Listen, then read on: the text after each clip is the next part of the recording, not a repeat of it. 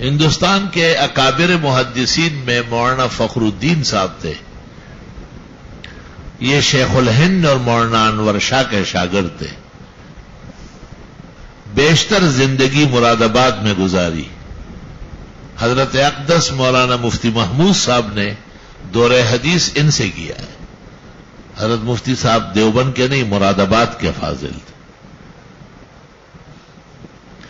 اور یہ خلیفت ہے شیخ الاسلام کے. اور مراد آباد میں ان کے تدریس کی شرط تھی کہ جب بھی دیوبند کو یا مولانا حسین احمد کو ضرورت ہوگی تو میں جاؤں گا، مجھے روکیں گے نہیں. چنانچہ اخبار میں آ جاتا تھا کہ حضرت مدنی بمبئی میں جلسہ کر کے رات کو گرفتار ہو گئے، اور عشاء کے بعد اعلان لگ جاتا تھا مراد آباد میں کہ کل درس بخاری کا دیوبند میں ہوگا. مولانا اسعد مدنی کار لے جا کے مولانا فخر الدین کو لے آتے، اور صبح فجر میں دیکھا تو مراد آباد کے دور حدیث کے طلباء بھی پہنچے ہوئے، اور سب داخلی سمجھے جاتے تھے. 20 دن 15 دن جتنے بھی حضرت کے وہاں سرکاری مہمانی کے ہوتے تھے، زیادہ تر زندگی ان کی. اور امیر شریعہ عطا اللہ شاہ بخاری کی وہ جیلوں میں گزری. پھر پتہ چلا کہ حضرت شیخ الاسلام رہا ہو گئے اور آ گئے. فجر کی نماز شیخ الاسلام نے خود پڑھائی دیوبند کی جامع مسجد میں، اور وہیں سے سیدھا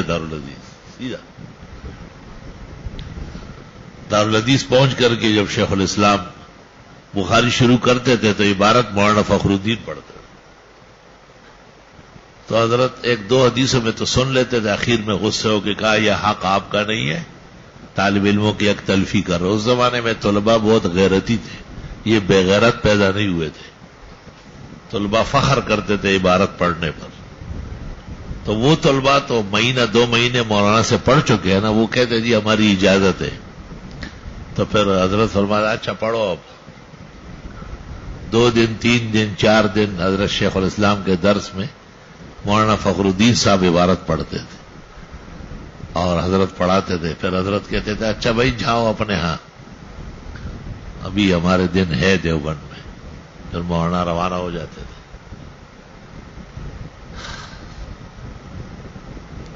چنانچہ شیخ الاسلام کے انتقال کے بعد دارالعلوم دیوبند میں ایک قسم کا تقرر موجود ہی تھا، بغیر کسی اختلاف رائے کے بخاری شریف حضرت مولانا فخر الدین صاحب مراد آبادی پڑھانے لگے.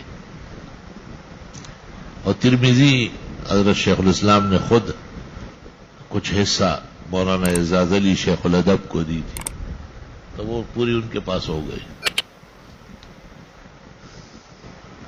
ایسا زمانہ تھا، میرے پاس کافی آپ کو دکھاؤں گا لیکن اس کا پراپیگنڈا نہیں کریں گے. اس میں مولانا عبد الحنان صاحب لکھتے ہیں کہ یہاں تک شیخ الاسلام نے پڑھایا اور رات کو شیخ الاسلام کی گرفتاری ہو گئی، اور آج صبح مولانا اعزاز علی صاحب پڑھائیں گے، لہذا میں نے قلم توڑ دیا اور دوات پھینک دی، کوئی ضرورت نہیں اور لکھنے کی. حضرت شیخ الاسلام سے محبت تھی اور ان کا علم بھی بہار علم تھا، زخار. میں نے ایک دفعہ دکھایا، کہنے لگا نہیں اب ان باتوں کی ضرورت نہیں. اللہ اللہ.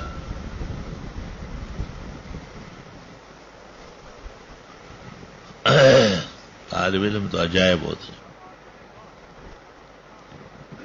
اس مولانا فخر الدین صاحب کی تقریر کسی اچھے باذوق طالب علم نے جمع کی ہے اور اس کا نام ہے ایضاح البخاری.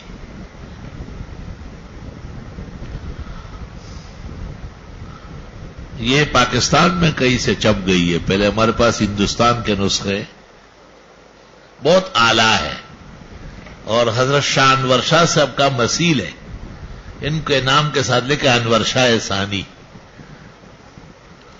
عجائب و غرائب نظر ہے بخاری پر، بہت عمدہ توجیہات ہے. قابل فخر مطالعہ ہے. ایضاح البخاری کئی حصے ہیں، 17 حصے میرے پاس تھے. پھر مولوی عبدالرشید بنگالی دیوبند گیا تو میں نے کہا ذرا ڈھونڈو ایضاح البخاری، تو اس نے بقیہ حصے بھی ڈھونڈے، شاید 30 ہو گئے. یہاں ہمارے دوست مولانا حسن الرحمان صاحب دامہ اقبالہ نے چھپوایا ہے، کہیں پتہ کرو شرف آباد سے کہیں سے ملتا ہے. یہ کتاب بھی بہترین ہے. بخاری میں کارآمد ہے.